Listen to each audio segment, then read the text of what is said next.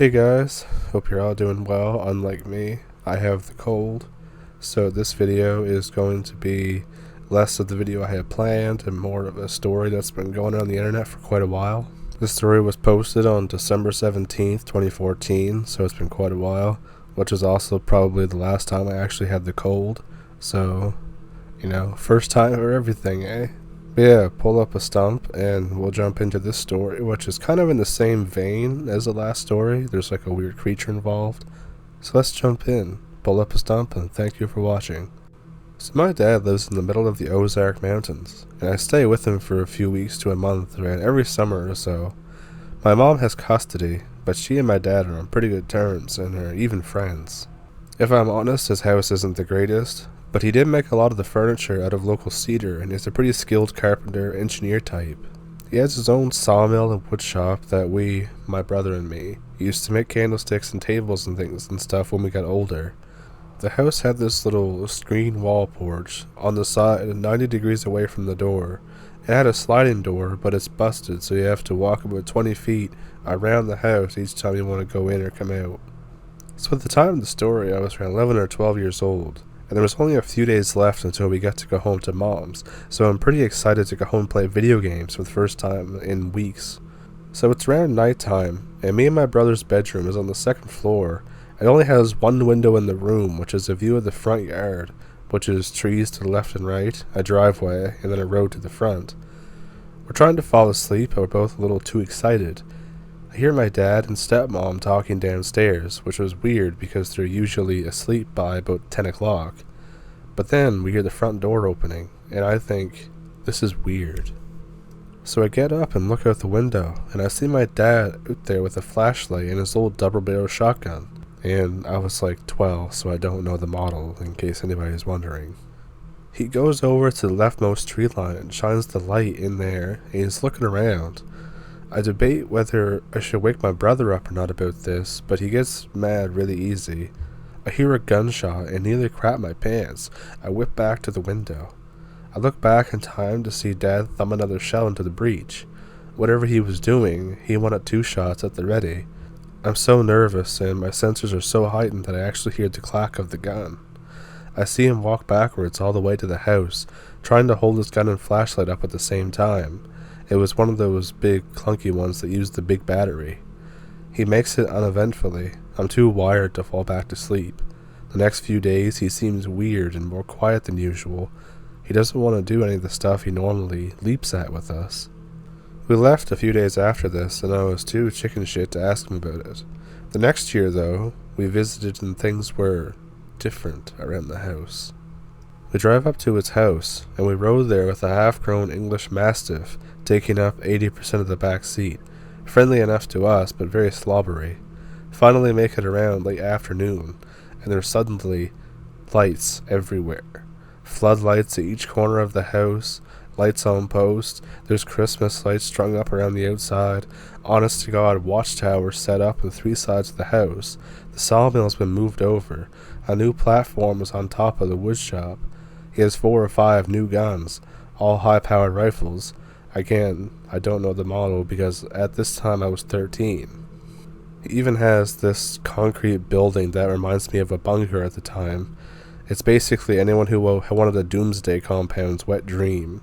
And y'all might be calling fake at this point, but it's still set up like this to this day, I shit you not.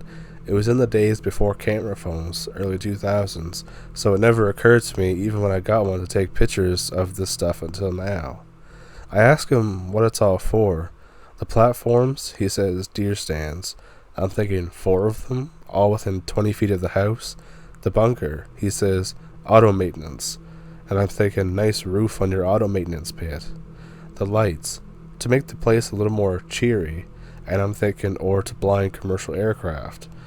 The dogs and the guns, to keep weirdos off the property. And back then, the way he answered my questions still bugs me. They sounded 100% rehearsed. So fast forward to that night. I try to go to bed, but there's this new heavy curtain on the window. And I think, why? Because all the lights are always on. I wake up that night to a gunshot. I look outside. My eyes. I see Dad on one of the deer stands working the bolt on one of his new guns. Something's up. The next morning he is practically vegetative. I ask him about last night. He says, I'm trying to get us a deer to barbecue. So I shrug and I ask if I can go outside and play. He thinks for a moment and says yes, but do not go off into the woods.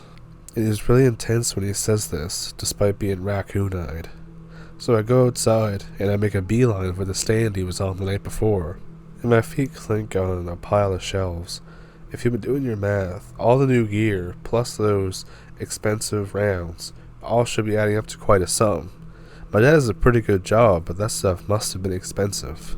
So fast forward a couple days, and my dad got a pig from one of his neighbors. The closest is at least 5 miles in any direction, and we spent the day learning how to barbecue properly. Dad has this shoddy on standby, and Fonzie, his old German Shepherd, nearby the entire time. That evening, though, we're all sitting in the screen porch, licking our fingers when Fonzie starts barking his head off, staring at the ravine behind the house. The dogs on the other side start barking and growling too. Dad starts up and nearly knocks the plate off his lap. He grabs the gun and stares down the ravine. Cat, which is my stepmom, take the boys inside. Suddenly you hear the sound of branches snapping from trees near the bunker. We're being flanked, I guess? My brother and I are swapping nervous glances and just about peeing our pants. Without a word, Dad hands Cat Fonzie's leash and takes the rear, while she leads us inside. Once inside the greenhouse, it's straight shot to the door, and the 6 of us go in. Dad grabs a flashlight, a new gun, and a bug-out bag filled with rounds, and goes outside with Fonzie. Cat tries to keep us entertained with a stash of old kids' tapes, but neither of us are that interested. My brother says he wants to go and help Dad, and for me, I'm definitely peeing my pants. For about half an hour, it's nothing but gunshots, growling, and the occasional yell from Dad. The window-mounted AC is running, and there's a weird smell to the air. Old barbecue, gun smoke, and something absolutely awful. I don't mean to try and copy some of the other stories, but it's exactly how he put it. It's rank horse sweat, mixed with something like old manure and hot death, and stale piss. My stepmom Cat decides to risk it and opens the door to see what's going on. When she does, the house is immediately flooded with the stench. She shouts out to him. He barks back, "Keep that closed." She keeps that closed. Eventually, bodily needs overcome fear, and I walk off to the bathroom. It's set on the wall that faces the ravine. And some of you might not believe the next part, but it's the reason why I keep all of my windows covered with curtains to this day. So as I'm pooping and doing my business, and I look up at the bathroom mirror, something in the reflection looks back at me. It's illuminated by the light inside and outside, so I get a better look at it, a better look than I ever would have wanted to have. It has this bullet-shaped head, but not in the traditional sense. Stand like a 9mm round on its base, and you kind of get the idea. It's rough, gray-red fur with a forward-looking face that's kind of in a whirl. That little swirly thing in the back of your head, that's what it looks like, but it's almost like it has a part on one side. And eyes, oh man, the eyes are the absolute worst, just no thank you. The face is just sort of lopsided, but the nose is large and squashed. The mouth is hanging open a little, and the teeth are sort of tombstone-shaped and cruddy. At this point, I continue pooping in fear. I just sit and stare at the thing's reflection, my mind failing to change gears. Then it leans forward, and I hear a clunk of its face hitting the glass above my head. The new source of sounds sort of recalibrates my brain. It realizes that this thing is right behind me. I start wailing like a banshee. I hear the thing gurgle through the glass.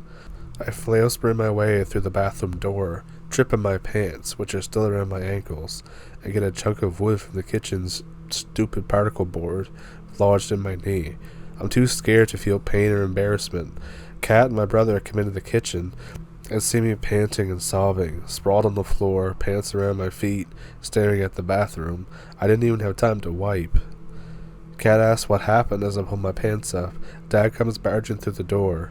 I guess he heard my screams and thought I was getting got by some big gurgling monkey dog kind of looking thing. He sees me on the floor bleeding and immediately starts yelling about how I raised that much of a racket over a busted knee.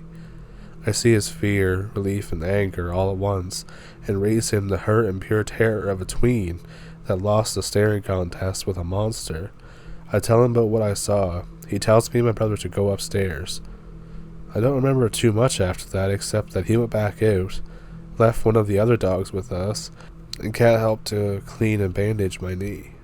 The next day, Dad wouldn't let us go outside, but the smell was still in the house. He called our mom up to come up to Springfield, which is the halfway meet-up point, the next day. The pig was gone, about 80 pounds of exquisitely barbecued leftovers and carcass that Dad had promised to the neighbor in exchange for the pig. One of the dogs was also missing. Dad stayed inside with us that night. I was too afraid to go to the downstairs bathroom, so he gave me a milk bottle and some extra blanket just as a privacy tent in case I had to go. And that's really about it. He took us to Springfield the next day, after making us promise not to tell our mother. I may not have shown it here very well, but he loved the hell out of us and didn't want her to stop bringing us. Fast forward to 2013, and I was there again. We barbecued in his new hand-built smokehouse, drank, and shot the shit. But the second I brought up the incident, it really killed the mood. All he said was, "We haven't been having any trouble like that for the last few years," and went back to drinking.